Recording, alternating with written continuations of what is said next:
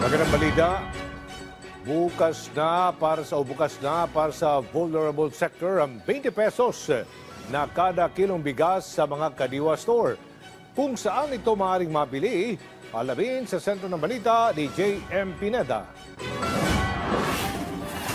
Maagap na bumili ng 10 kilong bigas ang senior citizen na si Nanay Virgie nang malaman niya na mayroon ng 20 pesos na kilo ng bigas sa Mandaluyong Public Market.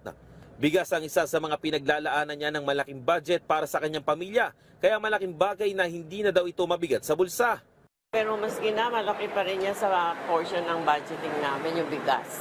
Kasi binibili ko nga yung premium mahal.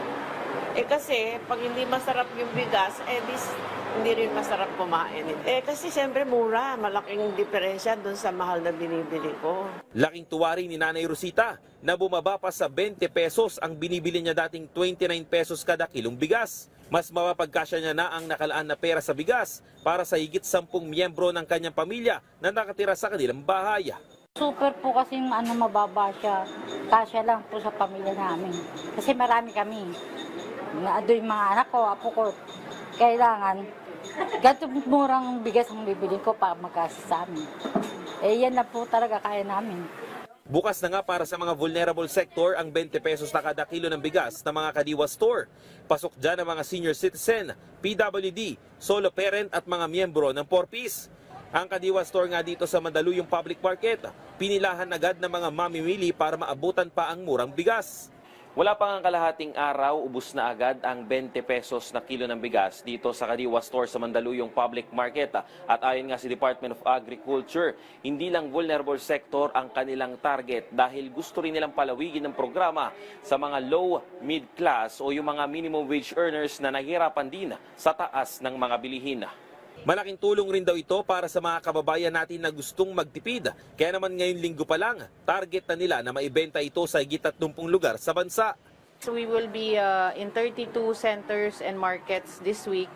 Ang usual naman po natin na base po sa run natin ng P29, yun po yung naubos natin, nasa 30 bags of 50 kilos per week ang average. Sa outside Metro Manila ngayon, meron po tayo sa Bulacan, meron din po tayo sa Calapan. Tapos by this week po, meron din tayo sa Cavite, Laguna. So yun po yung target natin. Noong May 1 ang inilunsad ng ahensya ang pagbebenta nito sa Visayas, pero pansamantalang itinigil dahil sa utos ng Commission on Election at para hindi na rin ito mabahiran ng politika. Bumuelta naman ang DA sa mga nagsasabi na pangit ang kalidad ng 20 pesos na bigas. Ito po ay local rice, meron po siyang 25% broken siya. Compared talaga sa mga imported na 5% premium. Iba po talaga yung quality niya. Pero definitely po, ito nga po yung sinasaing namin sa DA, no? Ito rin sa bahay namin.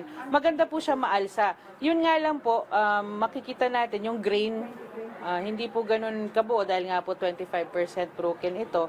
At yung kaputian niya, syempre yung ina-expect nating maputi na bigas, hindi po siya ganun kaputi. Pero definitely, masarap naman po siya at malambot, maalsa. Ibinida rin ng ahensya na 30 hanggang 50 sako ng bigas ang naidideliver nila kada linggo sa mga Kadiwa stores nung 29 pesos kada kilo pa lang ang ibinibenta.